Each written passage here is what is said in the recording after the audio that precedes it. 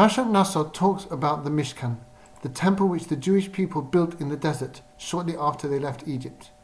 It was a bit like an IKEA flat pack, made in such a way that it could be taken down and moved, then reassembled in a new place.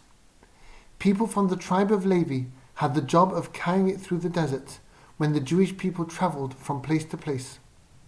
The Levite families of Merari and Gershon got wagons to carry their loads, but the family of Kehat did not. Their load was the ark with the Torah inside, the golden table with the bread that miraculously stayed fresh the whole time, the menorah, the copper altar, and the golden altar. The Torah says that because these things were so holy, Bakatef Yisa'u, they had to be carried directly on the shoulders. What exactly does this mean? I get that the ark and the menorah were more important than the boards that made up the walls of the Mishkan. But why did that mean that they had to be carried in person and not on a wagon? This week, I got my answer. Someone WhatsApped me a clip of dozens of Israelis coming from all over Israel to spend Shabbat in Lod. In the wake of the beginning of the conflict in Gaza, there had been attacks on Jewish homes in Lod, and these brave young people came to stand guard. They all said the same thing. They simply could not stay at home with their families and their Shabbat tranquility and their nice food, while their sisters and brothers in Lod feared for their lives.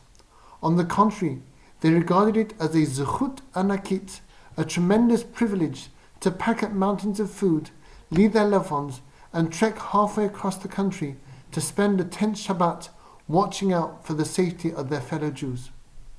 It is this same idea, perhaps, which explains why the family of Kehat could not transport their load with wagons. The things they carried were so holy, so special, that it was a privilege to carry them in person and feel their weight. The same is true for us. Our Torah has gifted to the world beautiful values: purity in personal life, compassion for the weak, equality for everyone before the law, affection for the stranger, hope, belief in oneself, and belief in the human ability to connect with God. Our Torah is so accessible and so true that its ideas have been taken up by most of humanity.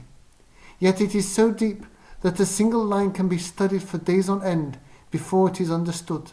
And it is so challenging that it can give us ways to improve ourselves over an entire lifetime. Like the family of Kehat, like those brave folk who converged on Lod last week, we who understand rush towards the burden of Torah when those who don't understand try to dodge it. We get up early to come to shul. We invest effort in learning Torah and doing mitzvot. My bracha for us all, and for me too, is that we should continue to be dazzled by the greatness of Torah, and that we should always seek its weight as our greatest honor and our highest joy. Then we will walk proudly in the footsteps of our ancestors in the desert, and we too will be guided by God on our journey through life.